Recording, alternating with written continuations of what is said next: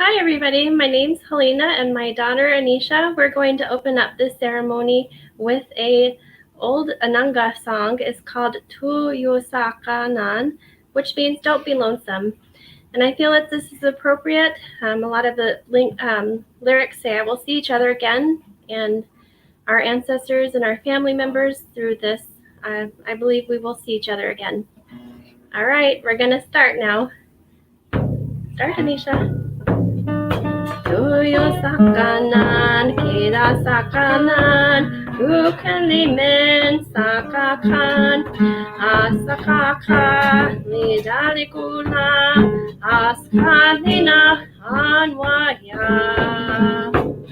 Asakalakan, kidalakan, tingatin, ukrutin, tuyo sakanan, kita sakanan, ukulimen sakakan, askaka, lidalikula, askalina, anwaya. Askalakan, kidalakan, tingatin, ukrutin. I just wanted to offer to Akoka to help everybody through this panel and help our words be guided by love. Hello, I'm Erin Aoyama. Thank you all so much for joining us for the Tadaima 2021 closing ceremony. Over the past few weeks, we've joined together virtually, thousands of people worldwide, each with their own unique connections to the stories of Nikkei incarceration.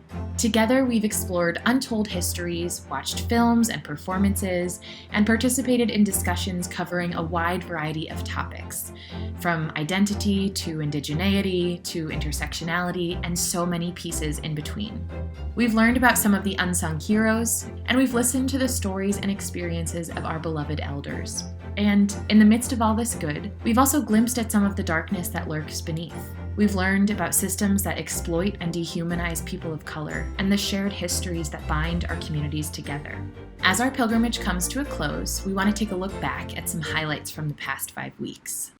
I know it's important to acknowledge the original displacement of Indigenous peoples from these lands that we're all on. I just kind of want to invite folks to, keep that in mind, that, the history of Japantowns is not just the history of Nikkei people, and, it is part of this bigger, larger, longer history of settler colonialism and white supremacy. I think it was, the feeling was kind of an understanding. Well, we understand how difficult it must have been to have to leave your home, because some of the same atrocities that was happening during the time happened to us as Native people. エバキュエーションの思い出残るこの荷物解けば懐かし我が家の匂い Memories of evacuation linger in the smell of home as I unpack my suitcase.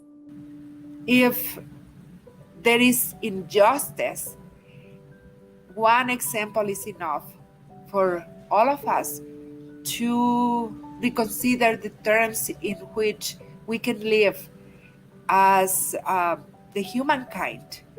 I think what's so amazing is I've been studying the World War II incarceration experience for a number of years, and to be honest, I had not read Citizen 13660 prior to last year. I knew about it, but never really thought to look at it. And when you read it, it's like so much about what we know about the incarceration experience was written in the captions or expressed in the illustrations in 1946, when, again, this was still a current event. It wasn't even recent history yet. To really look at the resiliency of these older generations, and really the ingenuity, the creativity, I think really resonates with us even still today. I think, again, that's another way to frame it, and saying, my story is not important. I didn't do anything that great. No, but you were there. You experienced this. Other people haven't, and maybe your voice added to other voices of that same time period can, make this slice of life that doesn't exist anymore real for other people. Time heals all wounds. That was a wound that took me all my life to even understand myself. But I'm here today, and I'm proud that I did what I did. Tadaima, the word, I have just come back home now, is what it means. I'm really drawn to that word. We have the same pain, like wanting to go home. That's what my heart feels. We all want to go home. And Tadaima's pilgrimages of healing is awesome. I will close with this poem titled We the Dangerous by the giant who walked among us. That was Janice Mirkatani. If you do not have one of Janice's books, I would highly encourage you to pick up at least 3 or 4, maybe 5. Her work has been deeply transformational, and again is the reason why I write, the reason why I see myself as a poet. And I'm honored to be one of the many, many, many people of her lineage of poetry today. We the dangerous. I swore it would not devour me. I swore it would not humble me. I swore it would not break me. And they command we dwell in the desert, our children the spawn of barbed wire and barracks. We closer to the earth, squat, short-thighed, knowing the dust better, and they would have us make the garden, rake the grass to soothe their feet. We, akin to the jungle, plodding with the snake, tails shedding in civilized America. And they would have us skin their fish, deft hands like blades sliding back flesh, bloodless. We, who awaken the river, ocean's child, whale eater, and they would have us strange, scented women, round shoulders, strong and yellow like the moon, to pull the thread to the cloth to loosen their backs, massaged in myth. We who till the secret bed, the sweatshop, the laundries, and they would dress us in napalm, skin shred to clothe the earth, bodies filling pockmarked fields, dead fish bloating our harbors. We the dangerous, dwelling in the ocean, akin to the jungle, close to the earth. Hiroshima, Vietnam, Tule Lake. And yet we were not devoured, and yet we were not humbled, and yet we are not broken.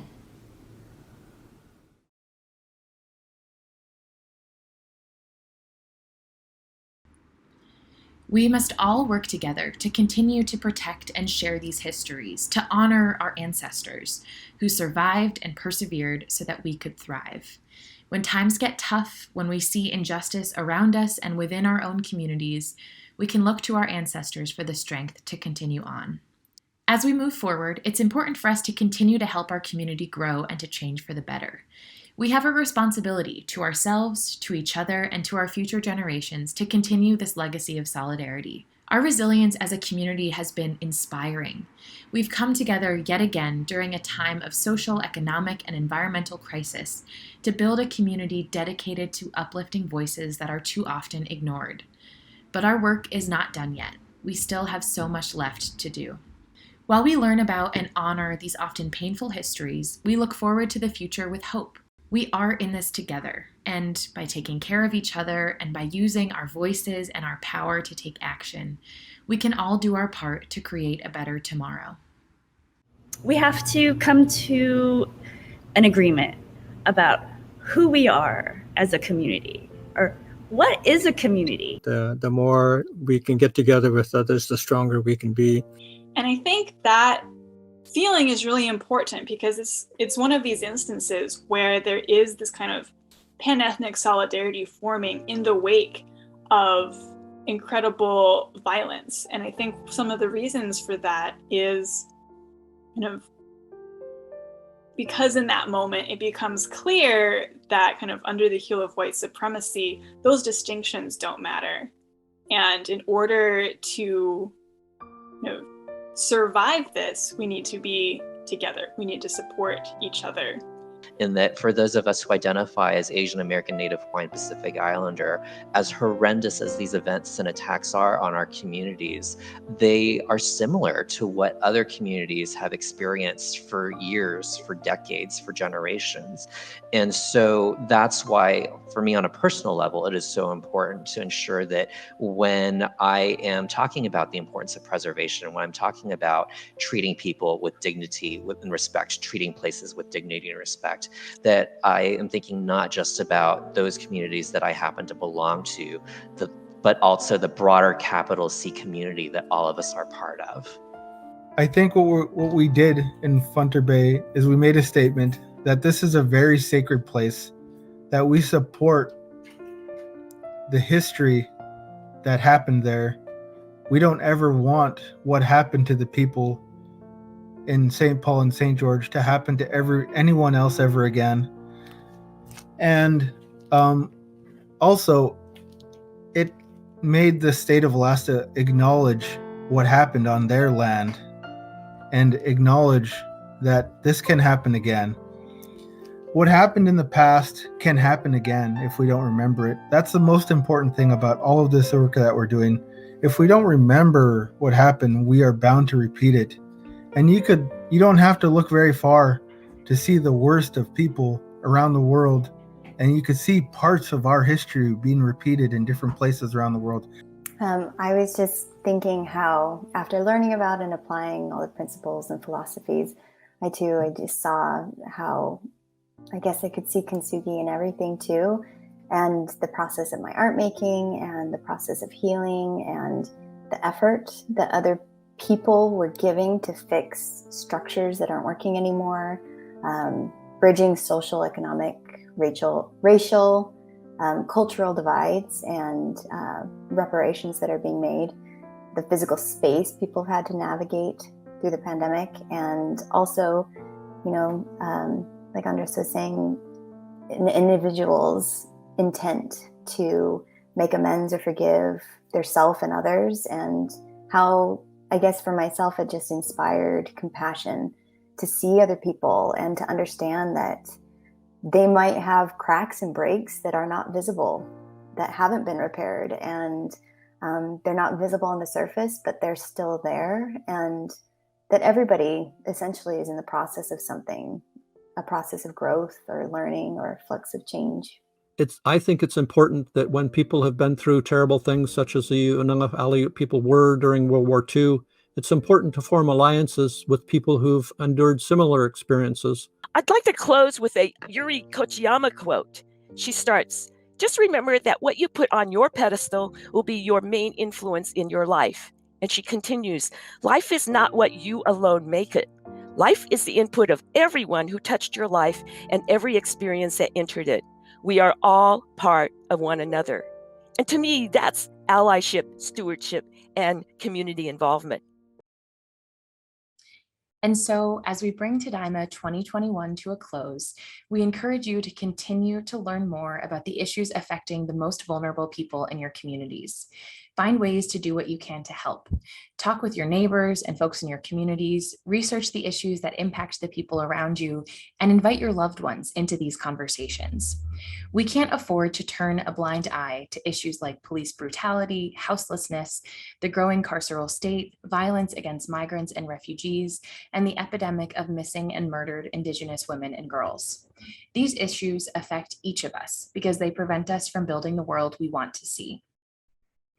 During our time together, we've learned that things are often far more complex and nuanced than they may first appear. The histories of Nikkei incarceration are just one example of this. As we know, incarceration did not just affect the Japanese American community. It had far-reaching impacts that we are still working to understand today. From the theft of native lands, to the increased militarization of Hawaii, to the treatment of Haitian refugees at our borders today. The afterlives of incarceration have much to teach us still. And if we are intentional and willing, the ways that we preserve and share these stories can work to restore dignity and sovereignty to those most affected by ongoing state violence. As our pilgrimage comes to a close, we want to encourage you to carry this legacy out into your own life. The only way for us to move forward as individuals, as families, as a community, and as a society is to have the courage to have these difficult but necessary conversations, to find solutions together, and to stand by each other to make those ideas a reality. Thank you so much for allowing me to share my music again. So we talk about identity and legacy and language and reclaiming that. I'd like to share a song from Okinawa, where my mother's from, called Nata Sōsō. 古いアルバムめくりありがとうってつぶやいたいつも胸の中励ましてくれる人よ晴渡る日も雨の日も浮かぶあの笑顔思い出遠くはせても面影探してよみがえる日はnadaそう晴渡る日も雨の日も浮かぶあの笑顔思い出遠くはせても寂しくて恋しくて会いたくて会いたくて君への思いnadaそう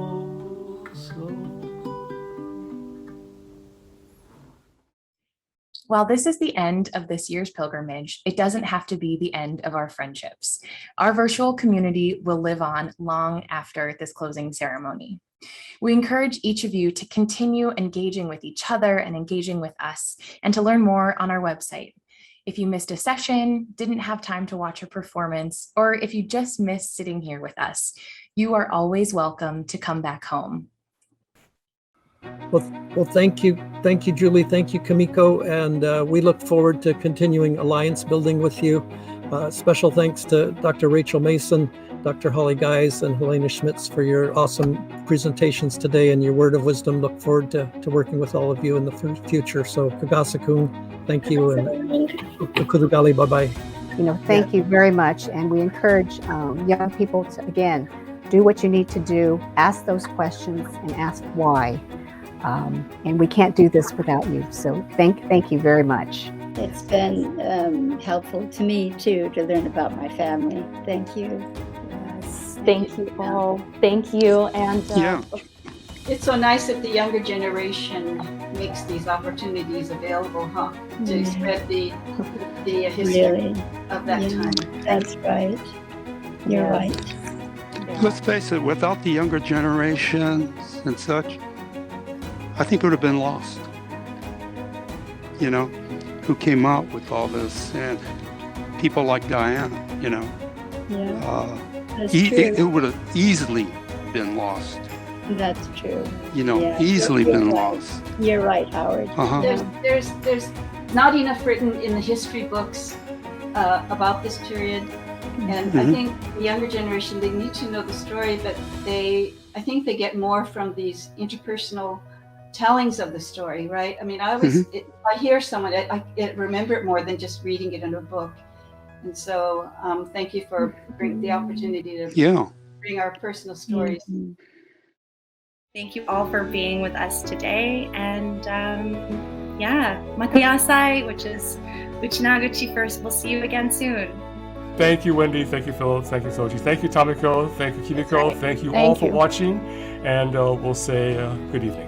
Thanks. Thank you, everybody. I would like to express my gratitude to the people at Tadaima for bringing all of us together to be able to share these stories with each other. Because the more we know, and hopefully we'll get better understanding. Absolutely right. Thank you. Thank you. Thank you. Well, I'm grateful to be able to participate and help support the great work that Tadaima has been doing to keep both the memory but also the community that has sprung up around these historical moments and these historical groups of memory. And I think Tadaima, especially during the pandemic, has been really the leader in that. And so thank you for having us and including us in this legacy. Yes, this makes me very hopeful. I'm so happy to connect, and thank you everyone for, showing up and putting it together. Nina, thanks. Thank you everyone so much. Let's give a round of applause to the whole Tadaima crew for putting together all of these fantastic panels and presentations. Thank you, Emily. Yeah, it's been an honor, really.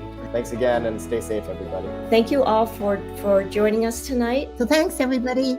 So I will actually close things out, and I'm actually going to hop over to Kelly's office because I have food for you. I'll come over because I was going to get food too. So don't worry, I'll come over to yours. It's a very Hawaii thing. We have to we share food in gratitude and in thanks, and we eat all the time. So please come over and eat with us next time. Aloha. This is a song that I've always carried in my life. And now the end is near, and so I face the final sentence. My friend, I'll say it clear. I'll state my case, of which I'm certain. I've lived a life that's full. I've traveled every road and every highway, and now, and much more than this, I did it my way. Good night, everybody.